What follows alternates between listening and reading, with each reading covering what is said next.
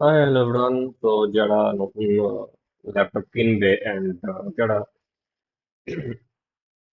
Programming শেখার জন্য laptop কিনবে বা ওয়েব ডেভেলপমেন্ট বা এআই এমএল ডেটা সায়েন্স বা সাইবার সিকিউরিটি, তো অনেকেই কোশ্চেন করো যে স্যার কোনটা বেস্ট হবে, কোন ল্যাপটপটা নিলে পরে আহ, ভালোভাবে কাজ করতে পারবো বা সেগুলো শিখতে পারবো।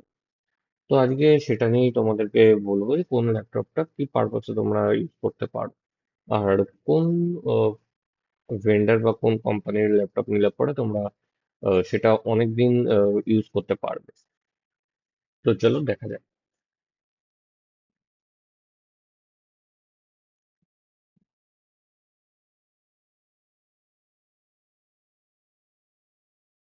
তো যে কোনো ই কমার্স সাইট তোমরা ওপেন করে নিতে পারো, সেটা ফ্লিপকার্ট হতে পারে, সেটা অ্যামাজন হতে পারে, যে কোনো সাইট।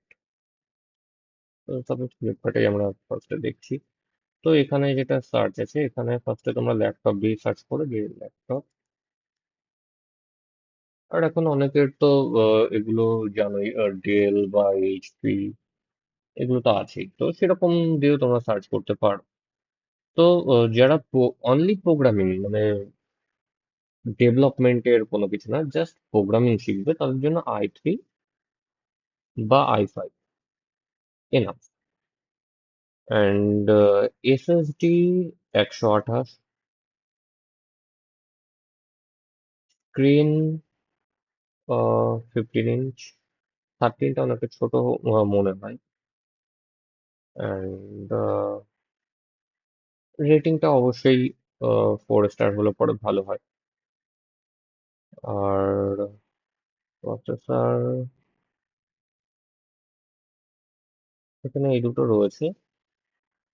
তো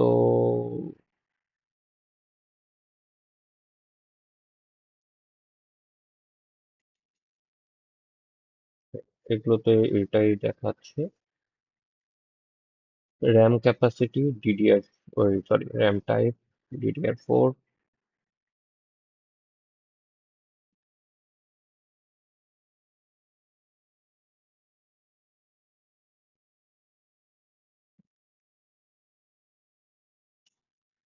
তো এখানে জাস্ট এই দুটো অপশন।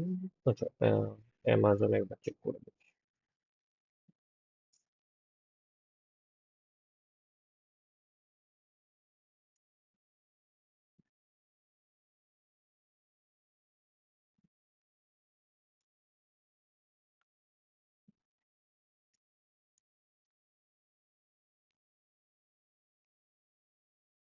ওকে।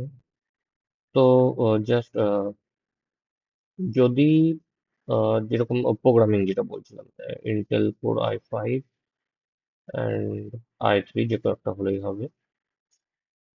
ওকে। র্যাম 8 GB, স্ক্রিন 15, গ্রাফিক্স দুটা দরকার পড়বে না। হার্ড ডিস্ক 1 TB, অবশ্যই হার্ড ডিস্কটার জায়গাটা অনেকটাই লাগবে।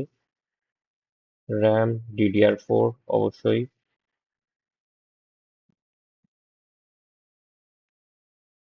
স্পিড যতটা বেশি হবে ততটাই ভালো।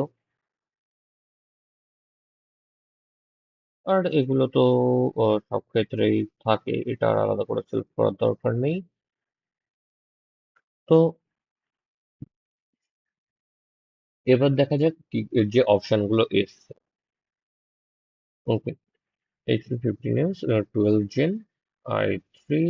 এটা নর্মাল আমাদের প্রোগ্রামিং এর জন্য বেস্ট, কোনো অসুবিধা নেই, এখানে অপশন গুলো দিচ্ছে।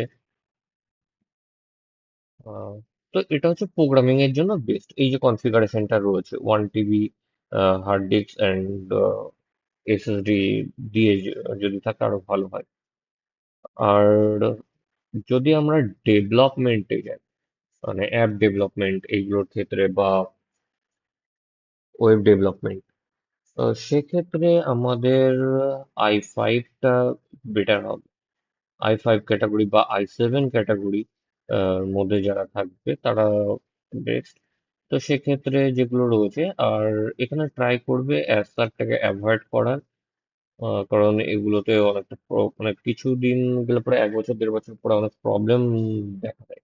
তো সেক্ষেত্রে এইচপি আর ডেল যেটা রয়েছে আহ, সেটাকে পারচেস করা। এবার আসবে সাইবার সিকিউরিটি। সাইবার সিকিউরিটির জন্য বেস্ট যেটা হবে 16 জিবি র্যাম, 8 জিবি অথবা 16 জিবি, ইন্টেল কোর i5 অথবা i7, এটাতে 1 টিবি। ওকে, গ্রাফিক্স অতটা দরকার পড়বে না। DDR5 হলে পরে বেশ। Screen size 13, 15 no matter. ওকে,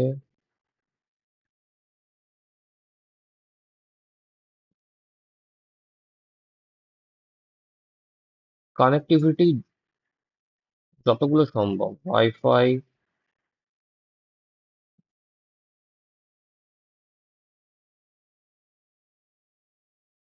ব্লুটুথ।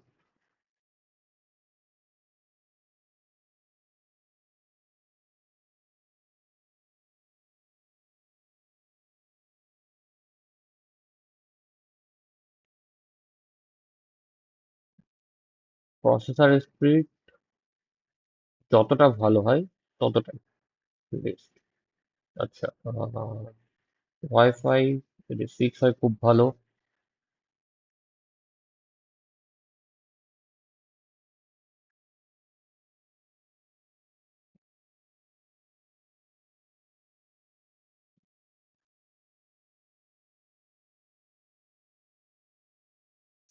তো এখানে যেটা দেখাচ্ছে যে এইচপি, এটা যেটা রয়েছে গ্রাফিক্স দিয়ে অতটা দরকার হবে না। তো যাই হোক, তো এটা বেশ এসার নেওয়ার দরকার নেই। আর যদি ডেলের মধ্যে তোমরা দেখতে চাও তাহলে আরো বেস্ট হবে যে ডেল।